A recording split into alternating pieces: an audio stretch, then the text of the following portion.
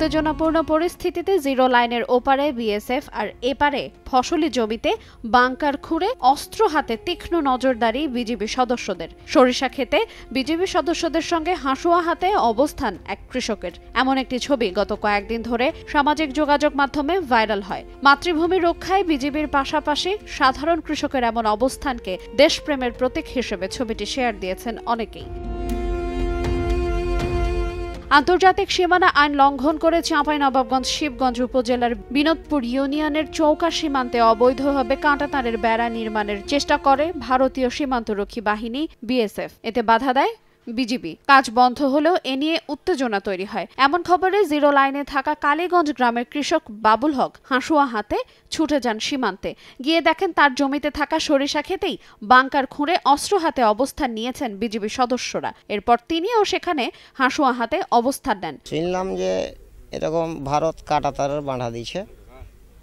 আমি শুনে এলাম, আইসা গেলাম, আমারই জমিতেই চলছে।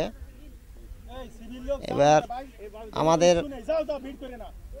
ওদিকালা যখন ভারতালা যখন আমাদের মোচা খুঁড়তে লাগলো, তখন আমাদেরও বিজেপি আমরাকে বললো যে ভাই তোমরাও কৈদল গালা নিয়েছেন, কৈদল গালা না হলে গ্রামে ফোন দেন কৈদল আনান। এবার কৈদল আনাইলাম, আমরা মোচা টোচা খুঁড়ে আমরাও ওখানে প্রস্তুত ছিলাম। ও দাঁড়ার মানে ওইদিকেও যখন ভারতালাও বিএসএফ ওদের লোকজন লিয়া আছে, হাঁসা কাতা ফারসা লিয়া, আমাদেরও বিজেপি বললে যে তোমরাও আমাদের পাছনে থাকো, আমরা তোমাদের সামনে থাকবো, তোমরা আমাদের পাছনে থাকো। এই জন্যই আমরা ওখানে অবস্থান করছিলাম। আমাদের এটা খুবের গর্বের ব্যাপার। আমরা ভারতকে কাঁটাতার দিতে দিইনি, এটাই আমাদের গর্বের ব্যাপার।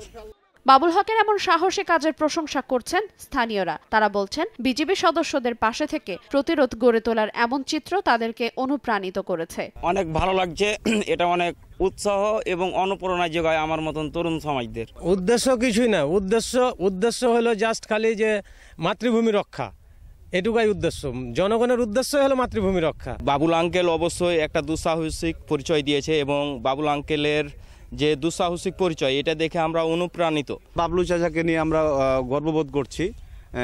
তিনি বিজিবির সাহস যোগানোর জন্য বিজিবির পিছনে কাস্তে নিয়ে বসেছিল এবং তিনি সাহসী ভূমিকা রেখেছে এবং আমরা দেশবাসী গ্রামবাসী সবাই তাকে নিয়ে প্রচুর গর্ববোধ করি।